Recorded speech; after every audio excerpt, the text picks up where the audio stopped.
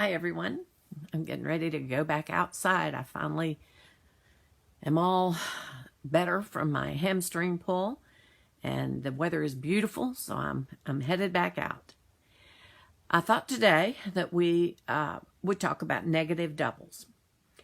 A negative double is a type of takeout double. So remember we had that takeout double, which was an overcall, and there's a whole family of takeout doubles. The original takeout double was the one that was an overcall after an opening bid by an opponent.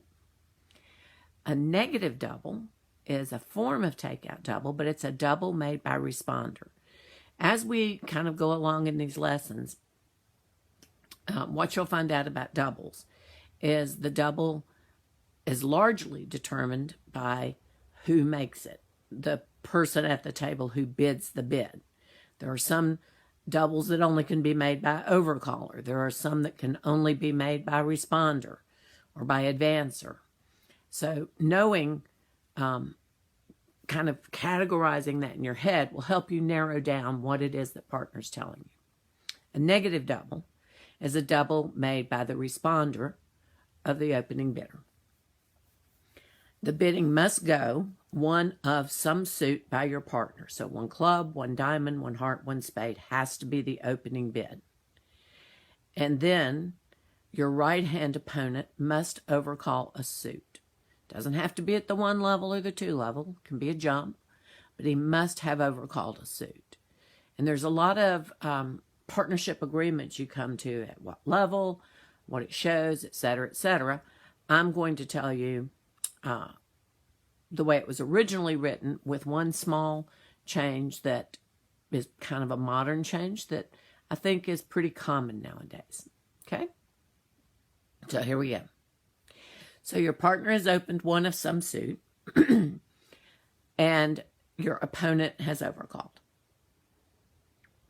If 2 minors have been bid, so if your partner opened a diamond and your right-hand opponent bid 2 clubs, we had 2 minor suits bid.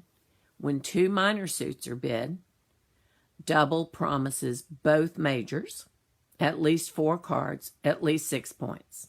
So let's think about that. I should have left my hair up. Let's think about that. So it's gone a diamond, 2 clubs. If you say double, advancer, you're saying I have at least 4 hearts, at least 4 spades, and at least 6 points. If 2 majors have been bid, double promises both minors, at least 4 cards, at least 6 points.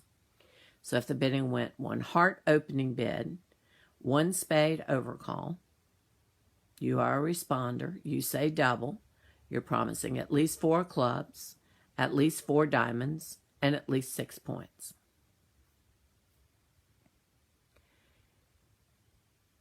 The way it was originally written, you would always promise the 2 unbid suits. And we still stick with that when 2 majors have been bid, when 2 minors have been bid. But one change a lot of people play is if only 1 major has been bid, the negative double only promises at least 4 cards in the unbid major. So if the bidding, for instance, has gone a spade opening bid, 2 club overcall, double would say I have at least 4 hearts, at least 6 points. If it went 1 club, 1 spade overcall, double would say I have at least 4 hearts, at least 6 points. It doesn't matter who bids the major. It's only 1 major having been bid. Now, why only 6 points? Well, if your partner had opened the bidding and had gone pass, you'd only need 6 points to bid, right? So you're just showing responder values. Now, having said that, we haven't done preempts in this set of videos yet, but there's often times when people bid at a higher level than is necessary. Or even think about this one. 1 spade opening bid, 2 hearts.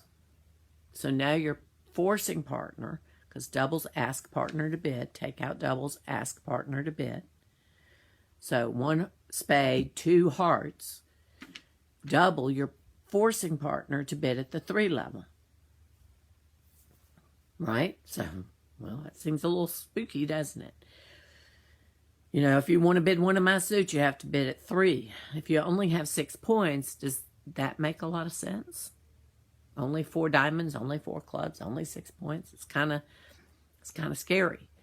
So there's not like lines in the sand that you absolutely have to have this many points or, you know, whatever past that minimum.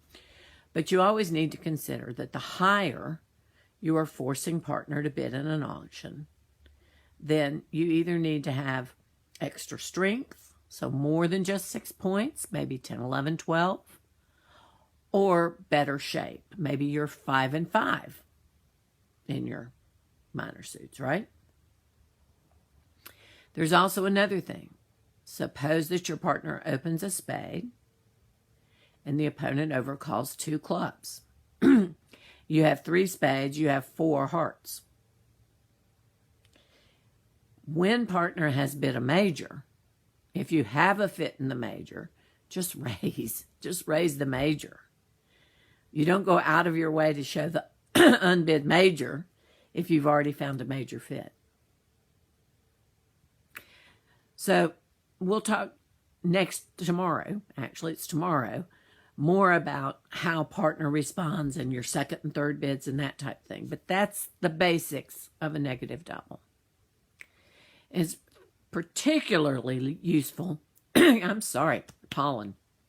Everything's blooming in Atlanta, and I have allergies. This isn't anything but allergies, but I've got them.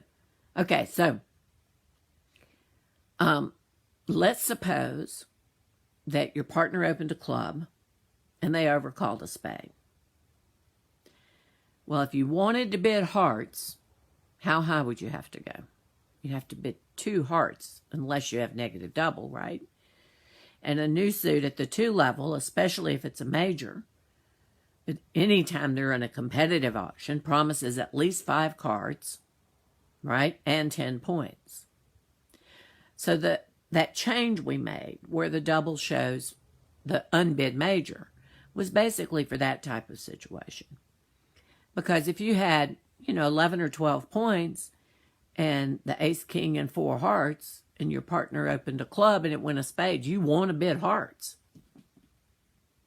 Now, my guess is that if you didn't know negative double, you've just been doing it anyway. You've been bidding 2 hearts. And your partner's been expecting 5. And sometimes it worked out well, and sometimes it probably didn't work out very well. But that's why we have negative double, is to keep you from being blocked out of the bidding when you have the unbid major. We like to bid our majors. We always like to bid our majors. Okay, well, more tomorrow. I hope you like this. You might look at my previous post. Someone asked me about all the books that I have. Wanted to see some of the titles and things like that. So I'm going to take a picture of a set of shelves a day and maybe talk to you a little bit in my post about who some of my favorite authors are. Today, if you look at the early one, I did my Bridge World magazines. Actually, I should have showed y'all a picture of what it looks like. Hold on a sec.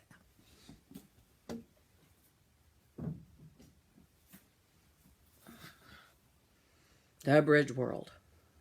Comes out monthly.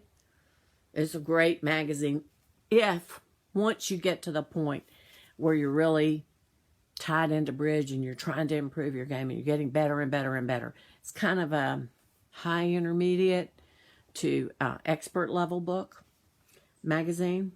But it's really interesting and all kinds of new ideas and thoughts about bridge.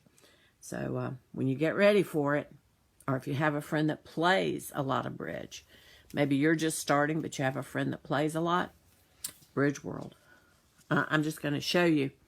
I mentioned that Jeff Rubens is the editor, but you can see the people who contribute. It's really a great magazine, y'all. If you have a friend that plays bridge, who's really serious about it, plays all the time, really likes it, get them to check out Bridge World. It's great. Talk to y'all later.